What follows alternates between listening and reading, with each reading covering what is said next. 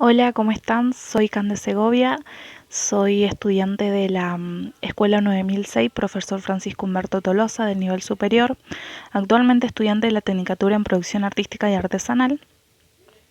Estos videos que van a ver a continuación son parte de las prácticas profesionalizantes 3, en las cuales voy a contarle un poco sobre lo que he aprendido sobre historia del arte, así que espero que les guste. Comencemos.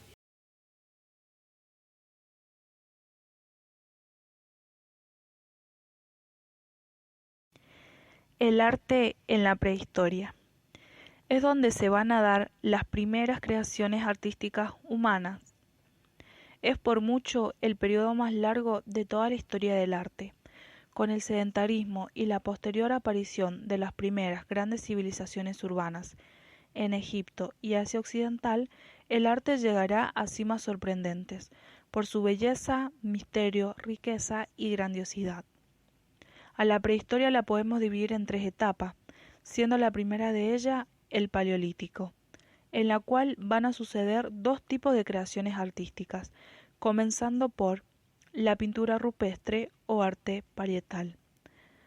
Son las pinturas efectuadas en las paredes de cuevas o abrigos naturales, es decir, pintura en la cual el soporte utilizado es directamente la piedra o roca según se encuentre en la naturaleza. Al conjunto de manifestaciones pictóricas de esta época se las suele agrupar en arte cantábrico, caracterizada por ser una pintura de estilo realista. Trataban de expresar de alguna manera lo que veían en la realidad. Sus pinturas eran polícromas, es decir, utilizaban una gran cantidad de colores. En cuanto a las características formales, son las siguientes: que los protagonistas de las representaciones son los animales, habitualmente aquellos relacionados con la caza, grandes mamíferos como caballos, bisonte, ciervo, mamut, entre otros, por lo que se puede deducir un carácter propiciatorio de estas representaciones. Estos animales aparecen con un profundo sentido naturalista, mostrando gran interés por representarlos de la manera más fidedigna posible. En este intento de dotar de dinamismo y movimiento a sus representaciones, en algunas ocasiones recurren a aprovechar, si es necesario, los salientes u oquedades de la propia roca para dotar de profundidad, relieve o hueco al elemento representado. La figura humana también aparece en este arte, aunque en un porcentaje muy inferior a los animales, y tratada de una manera diferente, mucho menos naturalista, más esquemática e incluso simbólica, reduciendo al hombre y a la mujer a símbolos en muchos casos referidos a los órganos sexuales. Arte levantino. Está caracterizado por ser una pintura más esquematizada, no busca reflejar la realidad, sino el movimiento de escenas de caza fundamentalmente. Eran pinturas monócramas, lo cual quiere decir que eran de un solo color. La gran mayoría de sus representaciones evidencia una falta de dominio técnico de la representación, lógica en momentos tan tempranos de la historia y de la creatividad humana, por lo que se entiende la preferencia por la linealidad en las figuras. El color. Como pigmentos en esta época se utilizaban los elementos al alcance del ser humano, como por ejemplo manganeso, carbón y óxidos.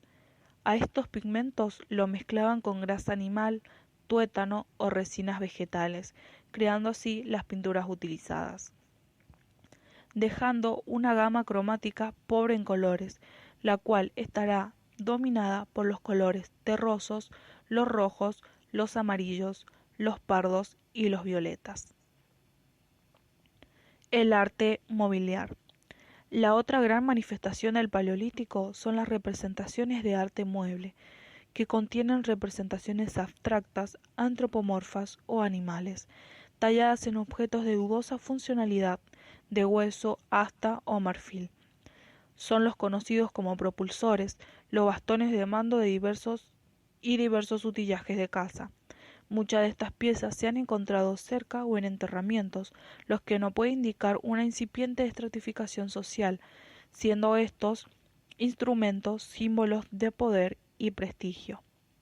En clara relación con la función mágica y religiosa que hemos expuesto, aparecen una de las manifestaciones artísticas más significativas de este periodo. Son las llamadas Venus. Se trata de pequeñas esculturas antropomorfas en bulto redondo y en algunos casos en relieve de entre 5 y 20 centímetros de alturas, con los rasgos femeninos, pechos, caderas, glúteos y vientres claramente resaltados y representados de manera exagerada, mientras que otras partes como rostro, manos, pies y cabezas aparecen apenas esbozadas.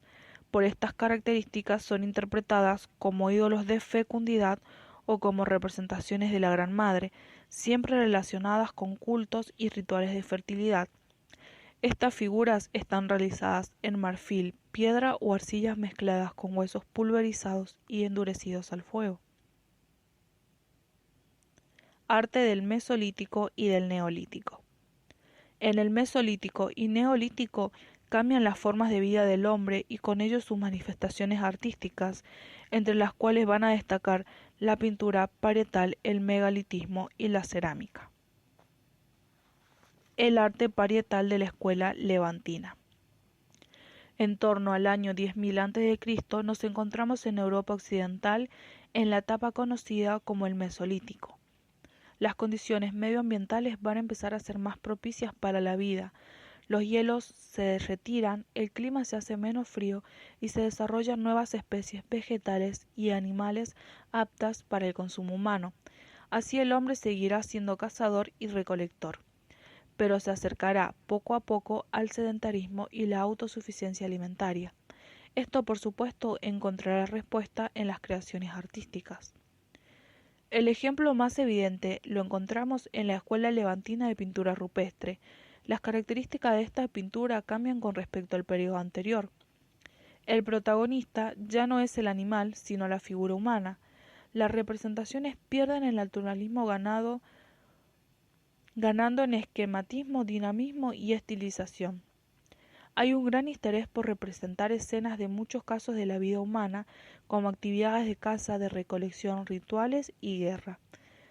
La figura del hombre y la mujer aparecen con una actitud activa ante la vida y la naturaleza. Ya rara vez se superponen imágenes y como lugar de representación se eligen las entradas y abrigos exteriores de la cueva. La pintura se realiza para ser vista, abandonando la idea de su contextualización en el santuario recóndito del Paleolítico. Los animales representados ya no son los grandes mamíferos de la época anterior, sino principalmente cérvidos y bóvidos. Colores. La monocromía que predomina en estas dos etapas son rojos, negros y a veces utilizaban blanco. El megalitismo. El megalitismo implica una nueva cosmovisión, un nuevo orden de creencias exteriorizado a través de la arquitectura y el arte megalítico. Es el registro gráfico que poseemos de la ideología que impulsó la construcción de tales monumentos, constituye el medio a través del cual aquellas sociedades expresaron sus mitologías. Podemos decir que la arquitectura megalítica y el arte que contiene responden a una serie de pautas y convencionalismos que conforman un modelo, sujeto a ciertos matices o peculiaridades regionales. Dentro de este repertorio temático destaca la relevancia que debió poseer en la religiosidad megalítica el culto a la diosa madre. Era un elemento integrante de la civilización megalítica. Las representaciones de la diosa son conocidas a través de un importante conjunto de estatuillas menhir. Es frecuente la aparición de esta diosa femenina en los sepulcros, cuyos atributos más distintivos suelen ser el collar y los senos. La cerámica. El Neolítico trajo consigo la posibilidad de contar con excedentes alimentos que podían almacenar y la necesidad creciente de recipientes para cubrir las necesidades de los nuevos grupos sedentarios.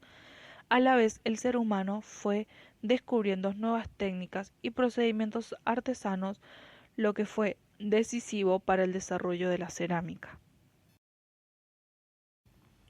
Esto fue todo por hoy, espero les haya gustado. Si el contenido fue de su agrado, los invito a suscribirse, darle like y seguirme en mi Instagram. También pueden encontrar el mismo material, pero en otro formato, en mi podcast en Spotify. Espero se encuentren bien. Hasta la próxima.